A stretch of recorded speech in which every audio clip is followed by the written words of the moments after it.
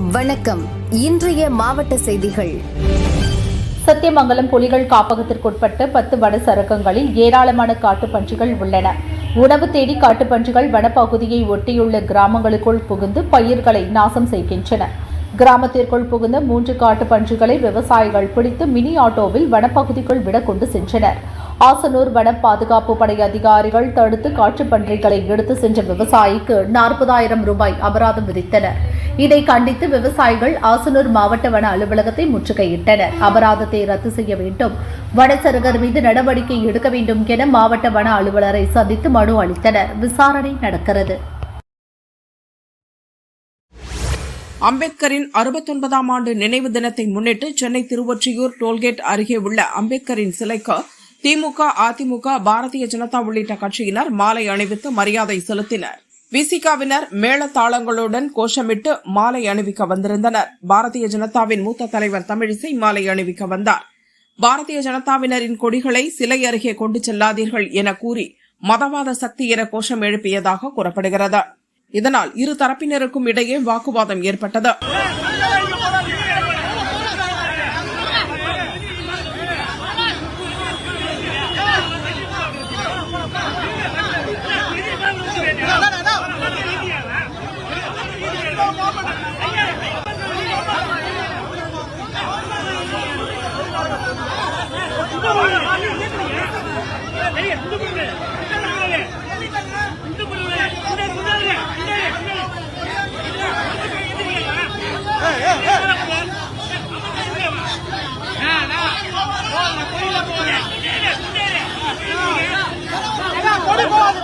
இரு கட்சியின் நிர்வாகிகள் பேச்சுவார்த்தைக்கு பின் தமிழிசை அம்பேத்கர் சிலைக்கு மாலை அணிவித்து மரியாதை செலுத்திவிட்டு சென்றார். இதனால் அங்கு சிறிது நேரம் பரபரப்பு ஏற்பட்டது.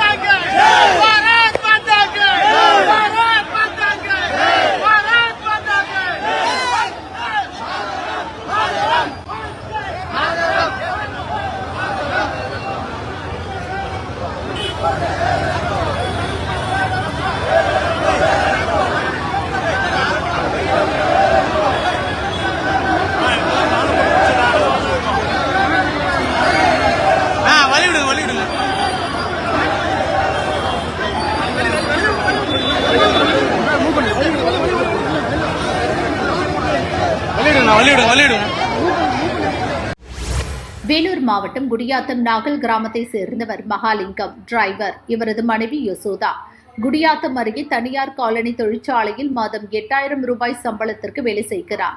நேற்று முன்தினம் நிறுவனத்தினர் அவரது வங்கிக் கணக்கில் சம்பளம் போட்டனர். சம்பள பணத்தை எடுக்க ஏடிஎம்மிற்கு சென்றார். பணம் இல்லை என SMS வந்தது. இதுகுறித்து வங்கியில் கேட்டனர். யசோதாவின் வங்கிக் கணக்கை ஆய்வு செய்தபோது அவர் 13 கோடி ரூபாய்க்கு GST வரி பாக்கி வைத்துள்ளதாகவும் அதனால் அவரது வங்கிக் கணக்கு முடக்கப்பட்டுள்ளதாக வங்கி நிர்வாகத்தினர் தெரிவித்தனர். கூலி வேலை செய்யும் தனக்கு எப்படி 13 கோடி ரூபாய் வரி பாக்கி இருக்கும் என அதிர்ச்சி அடைந்தனர். சம்பளத்தை எடுக்க முடியாமல் தவித்து வருகிறார். காலனி தொழிற்சாலையில் வேலை செய்யும் பெண்ணிற்கு 13 கோடி ரூபாய் GST பாக்கி என்ற செய்தி பரபரப்பை ஏற்படுத்தியது. திண்டுக்கல் ரெட்டியார் சத்திரம் BSNA கல்லூரி கலையரங்கில் அரசு நலத்திட்ட உதவிகள் வழங்கும் நிகழ்ச்சி நடைபெற்றது. இதில் பங்கேற்ற உணவு அமைச்சர் சக்கரபாணி, கலெக்டர் சரவணன் ஆகியோர் பயனாளிகளுக்கு நலத்திட்ட உதவிகளை வழங்கினர். மகளிர் உரிமைத் தொகை குடும்பத் தலைவிக்கு வழங்கப்படும் என்று அறிவித்தார்கள். அதன் அடிப்படையில் 2023 செப்டம்பர் 5ஆம் தேதி பேரறிஞர் அண்ணா பிறந்த பூமியான காஞ்சியிலே தொடங்கி வைத்தார்கள். 1,14,00,000 பேருக்கு கொடுத்தோம். இப்போ 29 லட்சம் அப்ளிகேஷன் வந்திருக்குது. அதில் தகுதியான நபர்களுக்கு டிசம்பர் 12ஆம் தேதி என்று முதலமைச்சர் சென்னையில் தொடங்கி வைக்கிறார். தமிழ்நாடு முழுவதும் எல்லா மாவட்டங்களிலும் மாண்புமிகு அமைச்சர் பெருமக்கள் தொடங்கி வைக்கிறார்கள். அதனால் அதில் கிடைக்காதவங்க தகுதியிருந்து கிடைக்கலைன்னா நம்ம ஆடியோவுக்கு பவர் இருக்குது, அப்பீல் பண்ணுறதுக்கு. நம்ம கொண்டு கொடுத்து எனக்கு தகுதி இருக்குது ரிஜெக்ட் பண்ணிட்டாங்கன்னு சொன்னால் அதை கொடுத்தா மறுபடியும் அப்பீலுக்கு அதுக்கு வாய்ப்பு இருக்கிறது என்பதை இந்த நேரத்தில் தெரிவிச்சுக்கிறேன். அதை தென்னிந்தியாவுக்கு ஸ்ட்ரென்தன் பண்ணி எங்கள் தென்னிந்தியாவுக்கு அந்த வாய்ப்பை கொடுங்க. அப்படி ஏன்னா ஆந்திரா, தெலுங்கானா, கர்நாடகா, தமிழ்நாடுலாம் நெல் அதிகமாக விளையுது. அதனால் அதுக்கு அந்த வாய்ப்பை கொடுங்கன்னு சொல்லி முதலமைச்சரும் கடிதம் கொடுத்தாரு. டெல்லியில் பார்த்துருப்பீங்க, நேற்றைக்கு முன்தினம் மாண்புமிகு சேலம் நாடாளுமன்ற உறுப்பினர் செல்வ கணபதி அவர்கள் இது சம்பந்தமாக பாராளுமன்றத்தில் பேசினார். நேற்றைக்கு கூட அவர் திருவண்ணாமலையில் நான் பார்த்தேன். பேசினார் ஒழிச்சு யாரும் அதுக்கு பதில் சொல்லலை. அதனால ஒன்றிய அரசு இந்த பிஜேபியோட கூட்டணியில் இருக்காங்க. அந்த நெல் ஈரப்பத சமயத்தில் தீபாவளிக்கு பின்னாடி மாண்புமிகு எதிர்கட்சி தலைவர், பாரதிய ஜனதா கட்சி தலைவர் மரியாதைக்குரிய நயினா நாகேந்திரன் எல்லாம் வந்து பாட்டு போனாங்க. அவையிலாவது சொல்லி அனுமதி வாங்கி கொடுக்கலாம். அன்புமணி பேசுறாரு, அவங்க கூட்டணியில் இருக்காங்க, யாருமே வாங்கி தரல. இருந்தாலும் இதுல நெல்லில் அரசியல் பண்ணலான்னு பாக்குறாங்க. திருவொற்றியூர் தியாகராஜ சுவாமி வடிவுடையம்மன் கோயிலில் பாஜக மூத்த தலைவர் தமிழிசை சுவாமி தரிசனம் செய்தார். ஆனா இன்னைக்கு பேட்டி வச்சு என்ன சொல்றாருன்னா, ஒரு முறைதான் தீபம் ஏத்தப்படும், அது மற்றபடி கேட்கறதுக்கு அவங்களுக்கு உரிமை இல்லைன்னு சொல்றதுக்கு உரிமையை யார் இவருக்கு கொடுத்தது? அதே மாதிரி அங்கே உள்ள பூசாரிகளே சொல்லியிருக்கிறார்கள், நாங்க சொல்லாததையும் சொன்ன மாதிரி வெளிப்படுத்தி இருக்கிறார்கள் என்று. ஆக இன்று ஆன்மீகம், குறிப்பாக இந்து தர்மம் மிகப்பெரிய சவாலுக்குள்ளாகி இருக்கிறது. கனிமொழி அவர்கள் சொல்கிறார்கள், எங்க பாரதிய ஜனதா கட்சி ஆட்சி செய்கிற இடத்துல எல்லாம் எங்க மத நல்லிணக்கம் இருக்கிறது என்று கேட்கிறார்கள். மத நல்லிணக்கம் இருக்கிறதுனாலதான் அங்க மக்கள் அமைதியாக இருந்து பீகார் போன்று மறுபடியும் வாக்குகளை கொடுத்து கொண்டிருக்கிறார்கள். மத வேற்றுமையை ஏற்படுத்துவது நீங்க தான். நான் ஒரே ஒரு கேள்வி கேட்கிறேன், இந்து மக்களை வேறுமைப்படுத்தி பார்க்கவில்லை என்றால் ஏன் இந்து மக்களின் விழாக்களுக்கு முதலமைச்சர் நீங்கள் உட்பட ஏன் வாழ்த்துக்கள் சொல்ல மறுக்கிறீர்கள்? அவர்களும் மனிதர்கள் தானே. நாங்க வேண்டி கேட்கல, ஆனா இது உங்களுக்கு கடமை என்பதை நான் சுட்டி காண்பிக்கிறேன். அதே மாதிரி திருப்பரங்குன்றத்தை கலவர பூமியாக்கினது அவங்கதான். முதலமைச்சர் அவர்கள் மதுரைக்கு என்ன வேணும்னு மக்களுக்கு தெரியும். நாம மக்களுக்கு தெரியும். உங்களோட கார்பரேஷன் சார்ந்த மேயர் 200 கோடி ஊழல் வழக்குல தனது பதவியை இழந்திருக்கிறார்கள். அதே மாதிரி மிக அசுத்தமான நகரம் என்று மதுரை பெயர் வாங்கி வந்திருக்கிறது. ஆனா இன்னைக்கு அதே நேரத்துல வந்தே பாரத் ரயில் நின்று செல்கிறது. எய்ம்ஸ் நிச்சயமாக வர இருக்கிறது. நீங்க யூபி அரசாங்கத்துல எய்ம்ஸ் கொண்டு வரணும்னு நினைச்சீங்களா? ஆனா இன்னைக்கு 150 கோடி ரூபாயில ராஜாஜி மருத்துவமனையில சிறப்பு மருத்துவ பிரிவு மரியாதைக்குரிய பாரத பிரதமரின் முயற்சியினால்தான் இயங்கிக் கொண்டிருக்கிறது. அதனால மதுரையை வஞ்சித்தது நீங்க தான். மதுரையை சார்ந்த அழகிரி அவர்கள் மத்திய அமைச்சராக இருந்தாங்க, உங்க கட்சியை சார்ந்தவர்கள். என்ன அங்க கொண்டு வந்தீங்க? ஆனா இன்னைக்கு முதலமைச்சர் மதுரையை பார்த்து ஏதோ வளர்ச்சியை பற்றி பேசுகிறார். மதுரையின் வளர்ச்சியை பற்றி பேசுவதற்கு முதலமைச்சருக்கு எந்த தார்மீக உரிமை இல்ல. 5 முறை ஆட்சிக்கு வந்த பிறகு மதுரை வளர்ச்சி பத்தி இன்னைக்கு நீங்க பேசிக் கொண்டு இருக்கிறீர்கள். அதனால இது ஆன்மீக பூமி என்பதை மறுபடியும் நிரூபிக்கப்பட்டு 2026 இது ஆன்மீக பூமி என்பது நிரூபிக்கப்படும். அப்ப வாரிசு அரசியலை மற்றவர்களுக்கான அங்கீகாரத்தை மறுத்துவிட்டு நீங்க எப்படி சமூக நீதியை பற்றி பேச முடியும்? நீங்கள் உதயநிதியை துணை முதலமைச்சராக வைத்திருக்கின்ற வரை நீங்கள் சமூக நீதியை பற்றி பேச முடியாது என்பது எனது கருத்து. அம்பேத்கருக்கு ஆதரவாக அவருக்கு மரியாதை கொடுக்க நாங்க கோஷம் எழுப்பும் போது எங்களை வெளியேற்ற வேண்டும் என்று கோஷம் எப்படி அனுமதித்தார்கள்? அது அனுமதித்திருக்க கூடாது இல்ல? ஆக அதே மாதிரிதான் நாங்க ஆர்ப்பாட்டத்துக்கு நேரம் கேட்டா, அதே மாதிரிதான் தம்பி விஜய் போன்றவர்கள் ஆர்ப்பாட்டத்துக்கு நேரம் கேட்டா கொடுக்க மாட்டேன்றீங்க. ஆனா எங்களுக்கு பாத்தீங்கன்னா நேத்து நீதி அரசர்களை எதிர்த்து கம்யூனிஸ்டுகள் ஆர்ப்பாட்டம் நடத்துறாங்க, அதுக்கு எப்படி அனுமதி கொடுக்குறீங்க? அப்ப உங்களோட கூட்டணி கட்சிகளுக்கு என்றால் பாராபட்சம், எங்களுக்குன்னா ஒரு பாராபட்சமா? திருப்பூர் மாவட்டம் உடுமலை VAV இன்டர்நேஷனல் பள்ளி சார்பில் டேலண்ட் எக்ஸிபிட் 2526 வெகு விமர்சையாக நடைபெற்றது. இக்கண்காட்சியை VAV பள்ளி சேர்மன் வரதராஜன் துவக்கி வைத்தார். கண்காட்சியில் மாணவர்கள் உருவாக்கிய நீராவி திட்டங்கள், நிஜ வாழ்க்கை திறன் திட்டங்கள் உள்ளிட்ட எண்ணற்ற அறிவியல் கண்டுபிடிப்புகள் இடம்பெற்றிருந்தன. அண்ணாமலை டொயோட்டோ வழங்கிக் கொண்டு இருக்கும் engines, transmissions, hybrid battery working models மூலம் மாணவர்கள் புதிய தொழில்நுட்பங்களை கற்றுக்கொண்டனர். மேலும் 40க்கும் மேற்பட்ட aircraft models, aerospace display, VAV பள்ளி நடத்தி கொண்டு இருக்கும் cafe, 12D show, book stall மற்றும் பெட் அனிமல்ஸ் ஆகியவை கண்காட்சியில் இடம் பிடித்தன. VAV பள்ளி தமிழகத்தின் முதல் கூகுள் ரெஃபரன்ஸ் பள்ளியாக மிளர்கிறது. முந்தைய சயின்ஸ் எக்ஸ்போவில் ISRO, genetics, anchor robots, rapid action force ஆகிய நிறுவனங்கள் இணைந்து மாணவர்களுக்கு ரியல் லைஃப் சயின்ஸ் எக்ஸ்பீரியன்ஸ் குறித்து எளிமையாக விளக்கம் அளித்தது குறிப்பிடத்தக்கது. இந்த ஆண்டு சயின்ஸ் எக்ஸ்போ கடந்த ஆண்டை விட பெரிதாக அமைந்திருந்ததை பார்வையாளர்கள் பாராட்டினர். மாணவர்களின் பல தரப்பட்ட திறமைகளை வெளிப்படுத்தும் விதமாக இந்த விறுவிறுப்பான நிகழ்வு நடைபெற்றது. இதில் ஏராளமான பள்ளி மாணவ மாணவிகள், பெற்றோர்கள் மற்றும் பொதுமக்கள் பார்வையிட்டனர்.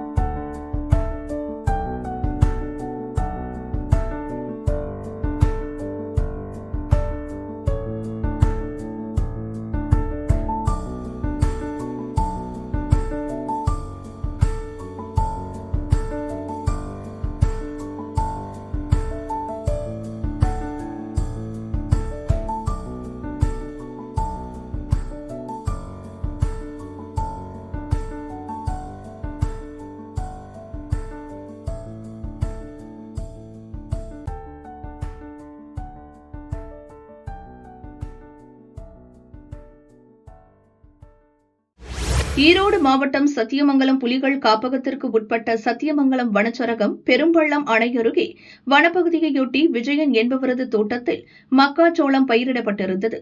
தோட்டத்தை பெரிய முத்தான் என்பவர் குத்தகைக்கு விவசாயம் செய்து வருகிறார். வனப்பகுதியிலிருந்து வெளியேறும் யானைகள் உள்ளே புகுந்து மக்காச்சோளத்தை அழித்து வருவதால் தோட்டத்தை சுற்றி மின்வேலி அமைத்திருந்தார். மின்வேலிக்கு குறைந்த அழுத்தம் கொண்ட மின்சாரம் மட்டுமே கொடுக்க வேண்டும் என்ற விதியை மீறி உயர் அழுத்த மின்சாரத்தை நேரடியாக பாய்ச்சியுள்ளார். இன்று அதிகாலை வனப்பகுதியிலிருந்து தோட்டத்திற்குள் புகுந்த காட்டு யானை ஒன்று மின்வேலியில் பட்டதும் உயர் அழுத்த மின்சாரம் பாய்ந்து சம்பவ இடத்திலேயே துடிதுடித்து இறந்தது. வனத்துறையினர் விசாரணை மேற்கொண்டனர். யானை சாவிற்கு காரணமாக இருந்த பெரிய முத்தானை கைது செய்தனர். இறந்த மக்னா யானை 30 வயது மதிக்கத்தக்கது. யானையின் உடல் கூராய்வு செய்யப்பட்டு சம்பவ இடத்திலேயே குழி தோண்டி புதைக்கப்பட்டது. நீலகிரி மாவட்டம் குன்னூர் அந்தோணியார் மேல்நிலைப் பள்ளியில் அம்பேத்கர் நினைவு தினத்தையொட்டி கல்வி, சுயதொழில் மற்றும் அரசு நலத்திட்ட உதவிகள் வழங்கும் விழா நடைபெற்றது. கலெக்டர் லட்சுமி பவ்யா தலைமையில் அரசு கொறடா ராமச்சந்திரன் உள்ளிட்டோர் அம்பேத்கர் படத்திற்கு மலரஞ்சலி செலுத்தினர். கல்வி, சுயதொழில், அரசு நலத்திட்ட உதவிகள் பயனாளிகளுக்கு வழங்கப்பட்டது.